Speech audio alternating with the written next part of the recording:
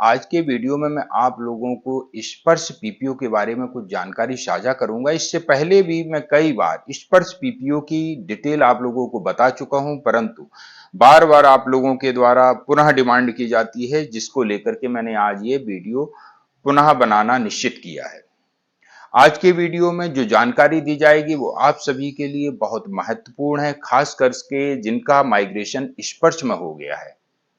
जिनका माइग्रेशन स्पर्श में हो गया है, ये वीडियो उनके लिए बहुत ही महत्वपूर्ण है। एक एक डिटेल को आप बारीकी से देखिएगा, समझिएगा। आपको एक पीपीओ स्क्रीन के माध्यम से दिखाऊंगा जिसे आप देख पाएंगे और पूरी डिटेल के साथ। यदि आपको कहीं भी डाउट हो तो तुरंत कमेंट सेक्शन के माध्यम से मुझे पूछ सकते हैं, आपको जवाब कमेंट सेक्शन में ही मिल जाएगा। और आप लोगों से एक निवेदन करना चाहूंगा, यदि अभी तक भी चैनल को सब्सक्राइब नहीं किया है तो चैनल से जुड़ने के लिए चैनल को सब्सक्राइब जरूर कर लीजिएगा, क्योंकि इस चैनल के माध्यम से आप सभी रक्षा पेंशनर्स की पेंशन संबंधी समस्याओं का समाधान प्लस आपको नई नई वेलफेयर से रिलेटेड जानकारियां दी जाती हैं। स्क्रीन के माध्यम से आप स्पर्श के पीपीओ को देखिएगा। PPO number, corrigendum PPO detail, सबसे ऊपर वाला जो कॉलम है वो कॉरिजेंडम पीपीओ डिटेल का है, जिसमें लेफ्ट साइड में पीपीओ नंबर और ईपीपीओ नंबर लिखा हुआ है, राइट साइड में कॉरिजेंडम नंबर लिखा हुआ है। अब तक आपका यह कौन सा पीपीओ है वो इसमें नंबर के जरिए दर्शाया जाता है। स्पर्श में जाने के बाद में आपको कई पीपीओ समय समय पर जनरेट होंगे। जितनी बार भी आपकी बेसिक में रिवीजन होगा उतने ही पीपीओ आपको दिए जाएंगे, जिसे आप अपने मोबाइल के माध्यम से स्पर्श पोर्टल को लॉगिन करके डाउनलोड कर सकते हैं। इसके अलावा लेफ्ट साइड में जो पीपीओ नंबर, ई पीपीओ नंबर दिया गया है, पीपीओ नंबर ही स्पर्श का पीपीओ नंबर है। जब भी स्पर्श का पीपीओ नंबर आपसे मांगा जाए तो जो फर्स्ट कॉलम में पीपीओ नंबर लिखा हुआ है वही दीजिएगा।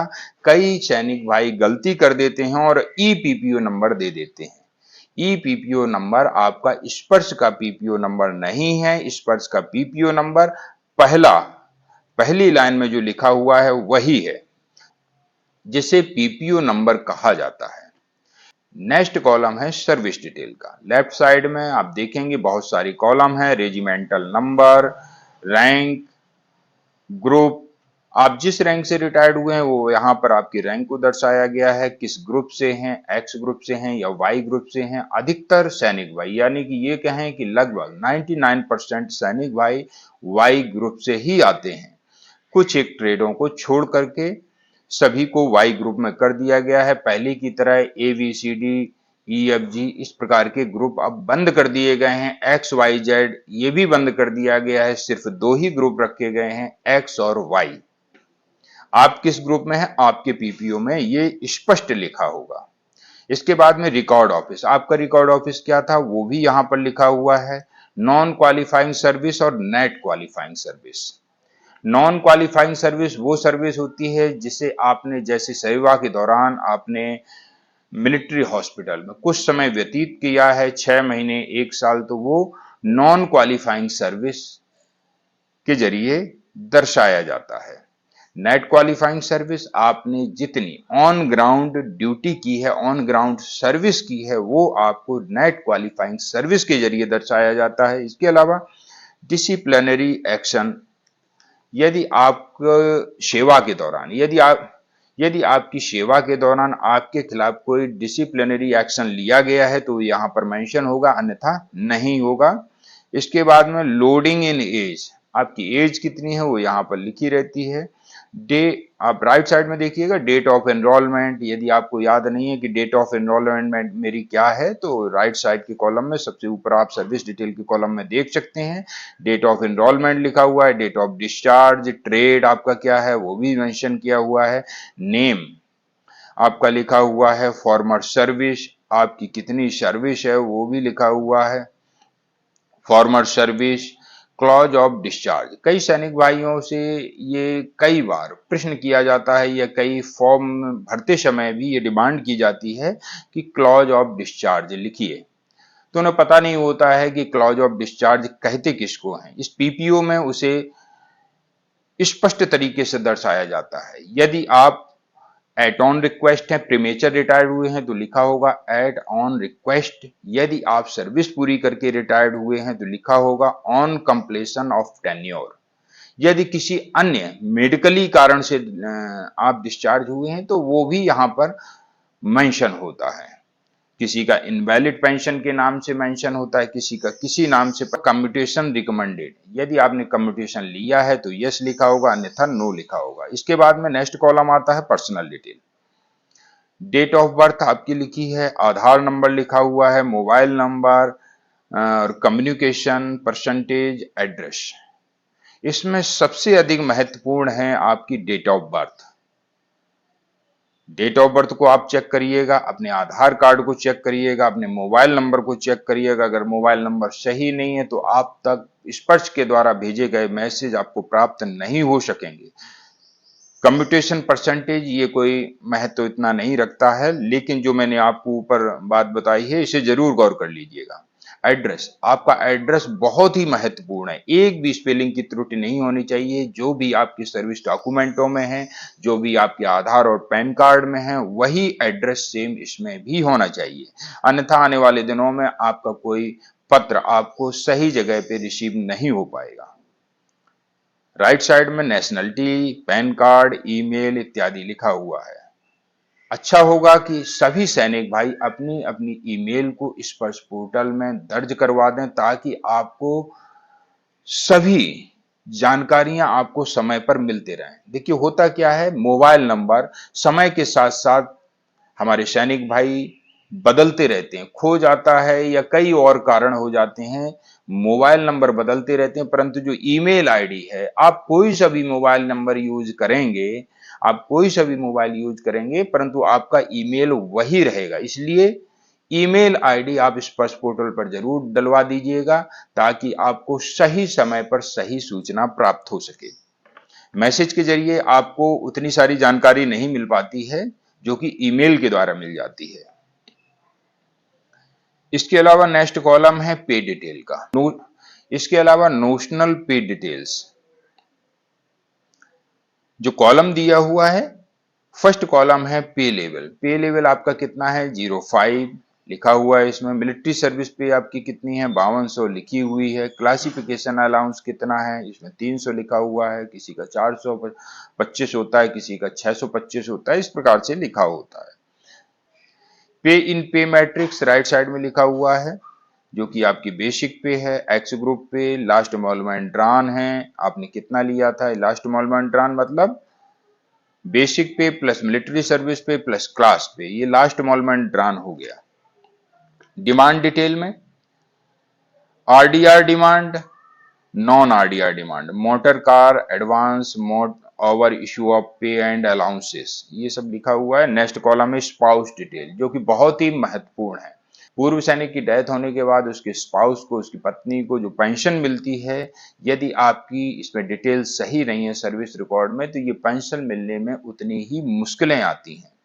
इसे चेक कर लीजिएगा और इसमें समय रहते सुधार भी करवा लीजिएगा। आपका नाम, आपकी पत्नी का नाम स्पाउस डिटेल के कॉलम में लिखा हुआ है।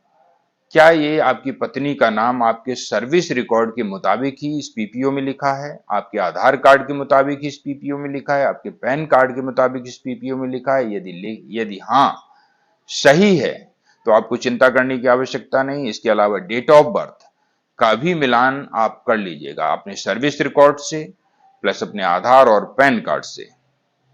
आधार नंबर यदि आपका इसमें मेंशन नहीं है तो आधार नंबर को भी आप स्पर्श पोर्टल को लॉगिन करके दर्ज कर सकते हैं, या फिर जिला सैनिक कल्याण बोर्ड के माध्यम से चिट्ठी भेज करके अपने रिकॉर्ड ऑफिस के माध्यम से इस पीपीओ में दर्ज करा सकते हैं। मोबाइल नंबर आपका क्या था वो इस पीपीओ में लिखा हुआ है, यदि ये अब नहीं चल रहा है तो इसे भी चेंज करवा लीजिएगा, यदि चल रहा है तो ठीक है। मैरिटल स्टेटस लिखा हुआ है, नेशनलिटी, पैन कार्ड, ईमेल, ये सब लिखा हुआ है। स्पाउस डिटेल के कॉलम में जो भी मैंने आपको जानकारी दी है ये स्पाउस से संबंधित है। कई भाई सैनिक भाई गलती कर देते हैं कि डेट ऑफ बर्थ जो स्पाउस के कॉलम में लिखी अपनी लिखा देते हैं, या आधार नंबर अपना लिखा देंगे। ऐसा नहीं है। मोबाइल नंबर मोबाइल नंबर तो किसी का भी हो सकता है, परंतु मोबाइल नंबर चलना चाहिए। और दूसरी बात बता देता हूं कि मोबाइल नंबर वही हो जो आपके आधार कार्ड से लिंक हो। इसके अलावा यदि मोबाइल नंबर लगाएंगे तो भविष्य में समस्याओं का सामना करना पड़ेगा। नेक्स्ट कॉलम है करंट बेनिफिशियरी डिटेल। कौन इस समय वर्तमान में पेंशन ले रहा है, पेंशनर्स का नाम लिखा हुआ है। सर्विस पेंशनर्स हैं तो उनका नाम लिखा होगा, फैमिली पेंशनर्स हैं तो उनका नाम लिखा होगा। बैंक नेम, किस बैंक से पेंशन ले रहे हैं वो भी लिखा होगा। बैंक एड्रेस, बैंक किस बैंक जो ब्रांच है वो कहां पर है उसका एड्रेस लिखा होगा। आईएफएससी कोड और अकाउंट नंबर के साथ में ये करंट बेनिफिशियरी डिटेल आप देखिएगा। यदि इसमें कोई भी त्रुटि है, वैसे इसमें त्रुटि होती नहीं है, परंतु त्रुटि है तो उसे भी आप ठीक करवा सकते हैं। इसके बाद में नेक्स्ट कॉलम है करंट पेंशनरी एंटाइटलमेंट्स। हाँ, अब इसमें लिखा हुआ है टाइप ऑफ पेंशन, जो कि बहुत ही महत्वपूर्ण है। कई जगह फॉर्म फिलअप करते समय टाइप ऑफ पेंशन का जिक्र आता है कि आपको किस प्रकार की पेंशन मिलती है। यदि आप सर्विस पेंशनर्स हैं तो सर्विस पेंशन लिखिएगा। यदि आप फैमिली पेंशनर्स हैं तो आप ऑर्डिनरी फैमिली पेंशन आपको मिल रही है, इनहेंस्ड रेट फैमिली पेंशन मिल रही है, या फैमिली पेंशनर्स हैं या स्पेशल फैमिली पेंशनर्स हैं, इसके लिबरलाइज्ड फैमिली पेंशनर्स हैं या किसी अन्य प्रकार के फैमिली पेंशनर्स हैं, तो वो यहाँ पर टाइप ऑफ पेंशन में मेंशन होता है। इसके अलावा recurring payment, element payable. First column है सर्विस पेंशन का, आपको वर्तमान में सर्विस पेंशन कितनी मिल रही है वो लिखा हुआ है। और पीरियड ऑफ ग्रांट कब से आपको लागू है, तो with effect from 1 July 2019 for life. इसके बाद में FMA for service pensioners, service pensioners को जो एफएमए मिलता है वो यहाँ पर दिखाया गया है कि 1,000 रुपए आपको एफएमए मिल रहा है। यानी इन्होंने ईसीएचएस कार्ड नहीं बनवाया है, इसलिए यहाँ पर एफएमए इनका दर्शाया गया है। जिनका ईसीएचएस कार्ड बना हुआ है तो एफएमए को बंद करवाना अनिवार्य होता है, अन्यथा बाद में रिकवरी होने का खतरा लगातार बना रहता है। ये कब से लागू है वो भी यहाँ पर दिया गया है। इसके बाद में कॉरिजेंडम डिटेल में आप देखिएगा कि वही सारी जानकारियां जो अभी आपको मैंने बता दिया है। यदि आपकी पेंशन में कोई सुधार होता है तो आपको ओल्ड वैल्यू और न्यू वैल्यू के माध्यम से दिखाया जाता है। और सबसे नीचे आप अपने पीपीओ में जो अति महत्वपूर्ण बात देखेंगे कि ये आपका पीपीओ जो कॉरिजेंडम नंबर 1 है ये कब जनरेट हुआ था। क्योंकि मैं जब उनकी पेंशन संबंधी समस्याओं को सुलझाने के लिए लेटर लिखने के लिए जब उनसे पीपीओ मांगता हूं तो कई सैनिक भाई अपना 2021-2022 वाला पीपीओ दे देते हैं, परंतु देना ओआरओपी के बाद वाला पीपीओ चाहिए। क्योंकि अब ओआरओपी 3 लागू हो चुका है तो अब उन्हें ओआरओपी 3 का पीपीओ देना चाहिए, परंतु दे देते हैं ओआरओपी 2 का। इसकी जानकारी कैसे पता चलेगी, सबसे नीचे नीचे लाइन में लिखा होगा it is a computer generate documents generated on 29 जनवरी 2023। 29 जनवरी 2023 लिखा है तो निश्चित ही है ओआरओपी 2 का पीपीओ है, क्योंकि उस समय ओआरओपी 3 लागू नहीं हुआ था। ओआरओपी 3 कब लागू हुआ था, जुलाई 2024 से। जुलाई 2024 में ओआरओपी 3 जुलाई 2024 से ओआरओपी 3 लागू हो गया था। यदि इसके बाद की आपके पीपीओ में डेट लिखी हुई है तो मान लीजिएगा यह ओआरओपी 3 का पीपीओ है।